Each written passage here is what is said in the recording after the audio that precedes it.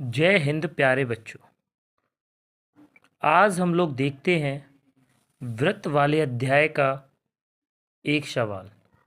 वैसे तो ये व्रत वाले चैप्टर की प्रमेय है, लेकिन पेपरों में ये 4 नंबर में अथवा 6 नंबर में आ जाती है क्वेश्चन के रूप में। तो क्वेश्चन कुछ इस प्रकार है कि सिद्ध कीजिए कि बिंदु से वृत्त पर खींची गई स्पर्श रेखाओं की लंबाई बराबर है। तो मैंने यहाँ पे पहले से ही सर्कल ड्रॉ करके रखा हुआ है गोल। तो हम लोगों को क्या सिद्ध करना है कि इसके बाहरी बिंदु से, मान लीजिए कि यहाँ पे इसके बाहरी बिंदु पे कोई भी एक बिंदु है, P मान लेता हूँ यहाँ पे बिंदु, और यहाँ से दो स्पर्श रेखाएं खींची जाएं इस वृत्त के लिए।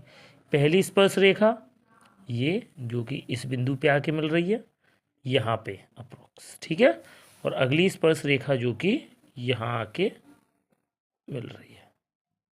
ये दो स्पर्श रेखाएं हैं इसकी। मैं मान लेता हूँ कि जो बाहरी बिंदु है ये है बिंदु P, ये बिंदु है जहाँ पे ये पहली स्पर्श रेखा मिली A और B, और इस वृत्त का केंद्र है O।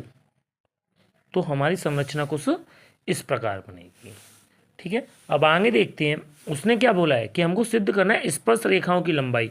स्पर्श रेखा कौन है? एक है PA और एक है PB। इन दोनों की लंबाई कैसी दिखानी है? बराबर। तो सबसे पहले हम लोग देखते हैं हमें रचना किस किस चीज़ की करनी है। तो सबसे पहले हम लोग लिख लेते हैं रचना के बारे में। तो रचना मैं यहाँ से करूँगा रचना। तो सबसे पहले रचना में करूँगा आप लोगों की किन की त्रिज्याओं की। तो आपको पता है सबसे पहला O बिंदु से लेके A बिंदु तक रचना करूँगा मैं, O से लेके A तक। ये रही पहली और ये रही मेरी दूसरी। और आपको पता है ये यहाँ पे किसकी तरह काम करेंगे? एक वृत्त की त्रिज्या की तरह। और आप लोग पढ़ चुके हैं एक प्रमेय है वृत्त की में कि जब कभी कोई वृत्त की त्रिज्या परिधि के साथ किसी भी बिंदु पर मिलती है तो वो कितने डिग्री का कोण आंतरित करती है? 90 डिग्री का। यानी ये वाला कोण कितने का होगा? 90 डिग्री का, और ये वाला भी 90 डिग्री का। और मैं एक रचना और करता हूँ, वो है P से लेके O बिंदु तक के रचना, यहाँ से लेके यहाँ तक की। तो रचना मैंने क्या क्या की? सबसे पहले मैंने एक रेखाखंड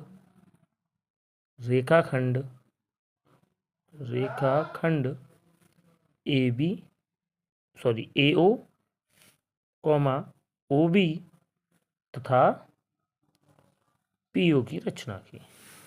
अब उसके बाद बात करते हैं, अब आगे हम लोग क्या करेंगे। अब देखते हैं हमें प्रमाण, हमें ये वाली लाइन इसके लेके आनी है समरूप। तो यहाँ पे आप लोगों को दो ट्रायंगल दिख रहे होंगे, एक ट्रायंगल PAO और एक ट्रायंगल है आपका PBO या फिर POB, कुछ भी बोल सकते हैं।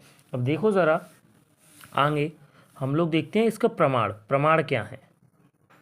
तो प्रमाण हमें मिलते हैं इसके ट्रायंगल से। तो देखो सबसे पहले मैं देखता हूँ ट्रायंगल PAO और ट्रायंगल PBO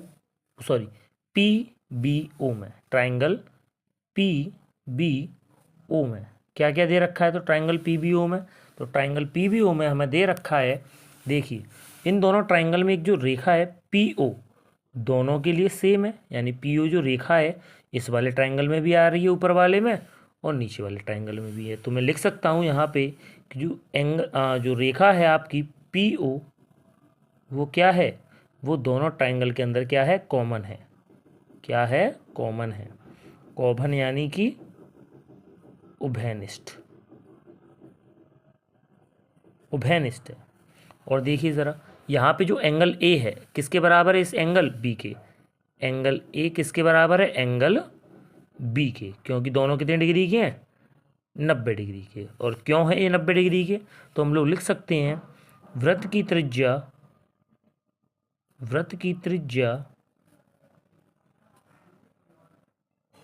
परिधि के साथ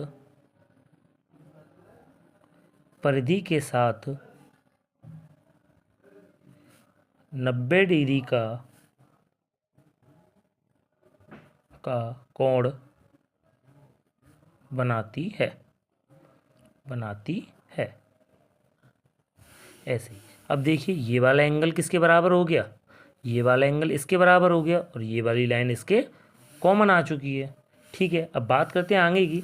तो हम लोग देख सकते हैं यहाँ पे एक तो ये वाला एंगल और ये वाली लाइन कॉमन आ गई, तो इसके देखो हमने एक एंगल बराबर कर दिया और एक ये।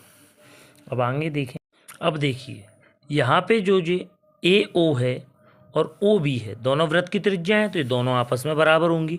तो ए ओ बराबर होगा ओ बी ओ के, क्योंकि ये क्या है, त्रिज्या है।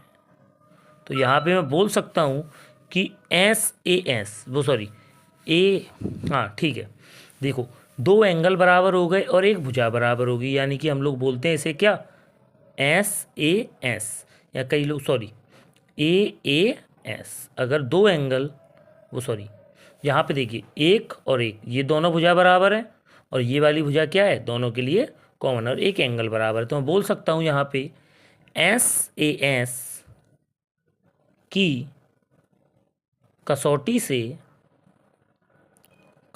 से जो ट्राइंगल है आपका, ट्राइंगल कौन सा, P A O, triangle P A O सर्वांग सम होगा किसके, ट्राइंगल पी बी ओ के, ट्राइंगल पी बी ओ के। तब यहाँ पे जो लाइन है पी ए, लाइन जो पी ए है वो किसके बराबर हो जाएगी, लाइन पी बी के बराबर, क्योंकि किसी भी सर्वांग ट्राइंगल के अंदर जो भी भुजाएं होती हैं उनका अनुपात सदैव बराबर होता है। तो यहाँ से पी ए बराबर क्या आ गई, पी बी, और हमें यही सिद्ध करना था। यहीं पे हमारा होता है सवाल सिद्ध। अच्छा ये कहाँ से आई, तो ये आई हमें RHS से। कहाँ से मिली, RHS से। ठीक है ना। तो आज के सवाल बस इतना ही।